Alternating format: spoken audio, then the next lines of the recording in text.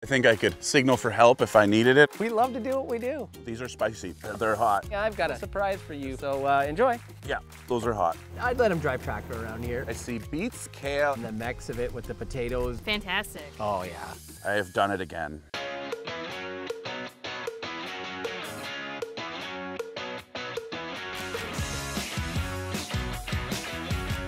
I'm Nick Benninger. Welcome to Farm to Fork. Farm to Fork is made possible with the generous support of Explore Waterloo Region. For a comprehensive guide on where to eat and what to see and do in the area, visit explorewaterloo.ca. Today I'm in Bloomingdale, Ontario, right outside Kitchener, visiting my good friends Aaron and Anne Stevanus. They are the fourth generation to run the Stevanus Family Farm.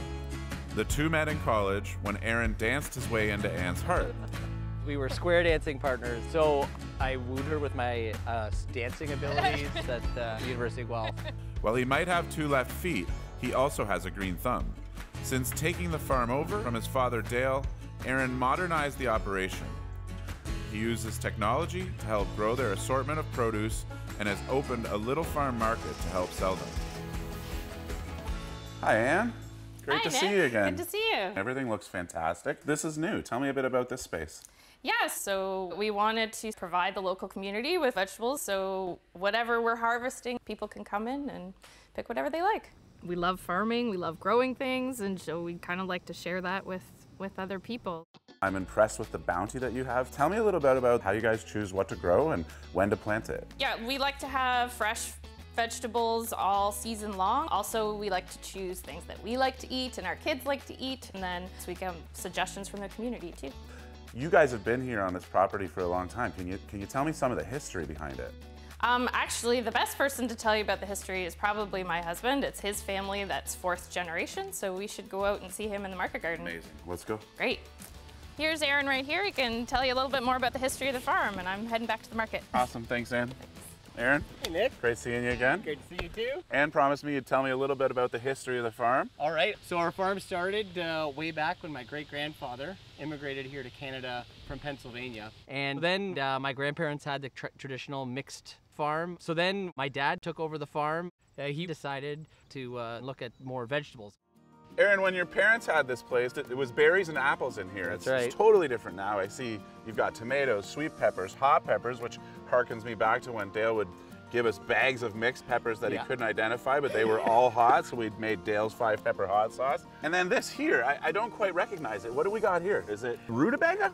You betcha. When it's purple like this, it's turn up, and then when it turns yellow, it's known as rutabaga. Awesome. Those are beauties. And then behind us, we've got this monstrous wall of corn. What's on the other side? Well, let's go and find out. Right on. This monstrous corn's obviously not for eating. No, you got it. It's just for decoration. Put it on your table, Thanksgiving, maybe at the front doorstep. That's what it's all about. Cool, cool, cool. And we've got zucchini. You bet. We've got kale. We've got tomatillos. I see beets. We have green and yellow beans, jalapeños, aroma tomato, and in the spring, we have asparagus as well. Awesome. And I mean, everything looks so healthy here. It always does. Part of the secret has to be soil management. How do you manage that? Well, that's a great question. We do soil sampling, and we usually do it at like after a harvest. We got a wheat field that just came off. You want to go take a look? I'll show you what we do. I would love that. Yeah. Well, we might as well stop here, Nick. This field was digitally soil mapped with something called SWOT maps, which is soil, water, and topography. And that takes essentially digital readings of the soil, GPS readings of the soil. So I know precisely every part of the field, how it functions, and then how the nutrition in it works. This is very much not your dad's farm anymore. I've never heard him talk that way. GPS, SWOT, wow. Having a digital soil map, that's very important to us, not only from an economical standpoint, but from a sustainability and environmental standpoint is huge. So a part of that is what you're holding right there. That is a soil probe, and I might take that from you. So all I do is I take a core like this, step on it, get it to that size, that depth, sorry, and you can see we have a nice profile of the soil. And then we would grind them up and put them in a soil bag like this, and then we'll send that off to the lab. Essentially, it's a living story of the soil and the field. And it's not only nutrition, it's also soil health, which is also where the cover crop plays in as well. It's just so cool to hear you talk on such a well-educated level, and just to see the results, and of course getting to have those results in our restaurants, of course, too. Got soap. Rob, you want to try it? Right on. And here's the map of the field. If you don't mind just finishing that up for me, I've got a special surprise for you for later, so enjoy. Sure, I'm sure I'll figure this out. It's difficult.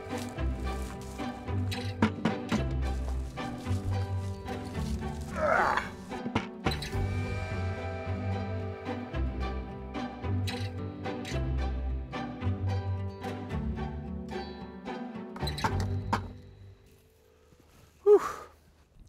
Well, Aaron, I've got your gear, I got your dirt. Oh, perfect. Thanks, Nick. You know what? We don't need that right now. Well, that's surprising. You said you had a surprise for me. I hope it's not that. I know you're a farmer at heart. I mean, you look like one, you act like one, you eat like one. What do you say we do a tractor rodeo? Love it. Yeah? Yeah. All right, so we're gonna drive through these flags, make a loop around the wagon out there, hook up to the wagon, drive back through the flags, and then you have to back the wagon into the flag and turn the tractor off and you're done. Beauty, and this is my whip? Well, I wouldn't say this one. Out of safety, I thought maybe you could try this tractor. Oh, awesome. So let's do this. All right, let's do it.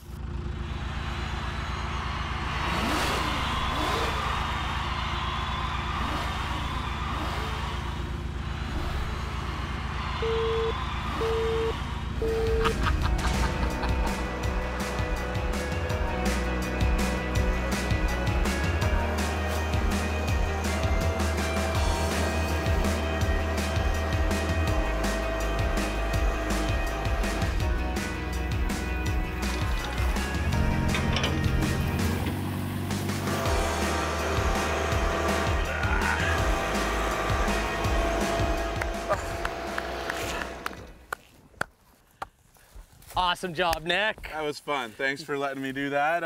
Obviously, you had a faster tractor. You made it. You backed it in. No problem. All in one motion. I think you get your honorary farmer ribbon. You are an honorary farmer. Right on. And you farmers sure love your ribbons. You're darn right we do. Between 4-H's and fall fairs, that's what it's all about. Right on. Well, I appreciate the confidence in my farming, but I think I'm going to stick to my chosen profession.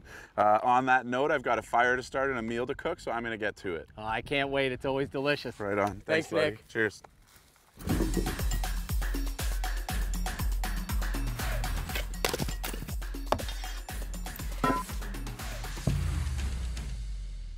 All right, it's time to get cooking. I'm doing a warm salad. And so I've got some lovely zucchini, the potatoes that we harvested, some jalapenos, some tomatillos, and these awesome beets. I'm gonna get them going first. So onto the fire they go. Next thing I wanna get going is my potatoes into our pot. I'll check them as we go. We're looking for fork tender. They've got these really lovely tomatillos. They're just gonna go directly onto the flat top from here.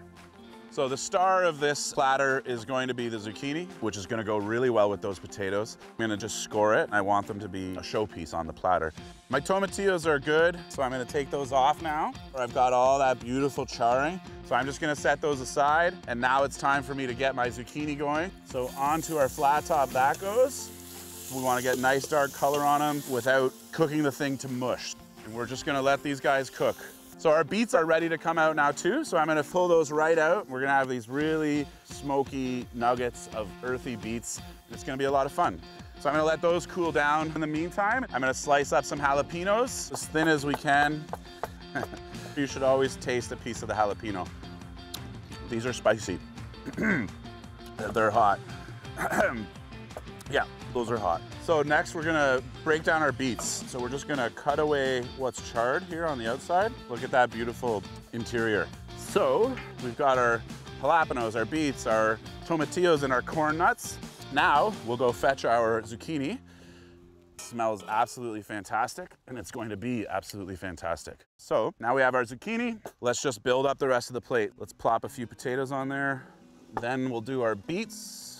Really start to make the colors pop. And that white lebna against those red beets is just really awesome looking. So here we have our awesome Stevanus Family Farms warm summer salad. This is gonna be a fantastic dish with all kinds of great textures, and I can't wait to show it off to our hardworking family. And here they are now. Come on over, guys. Kids, how are you? You have a good day today? Yeah, it's pretty good. I made your favorite, a plate full of vegetables. I really wanted to lean into the variety of which you guys farm. So we've got your zucchini, which you can kind of see on the bottom there. I seared them whole on the flat top. Some lovely potatoes. I used the Klondikes and the fingerlings. Beets that I char roasted right on the fire. They came out really, really good, nice and smoky. I made a tomatillo vinaigrette. We've got a few sliced jalapenos, which you can avoid or dive right into. So wow. I'm just gonna get in there. Looks amazing. What's that like goopy seedy stuff? The goopy seedy thing, which is exactly how I described it earlier on camera. Those are your tomatillos. So dig in there, guys, and let me know what you think. Mmm. It's excellent. Thank you. It was really good. Awesome. Does cooking it on the fireplace make it taste better? I think so. Like, you get some of that smokiness, right? It's also just more fun. Well, guys, it's always a treat to be able to visit this place, and it holds a special place in my heart. So thank you guys so much for inviting us out here. And, I look forward to just an amazing relationship that goes on and on and on.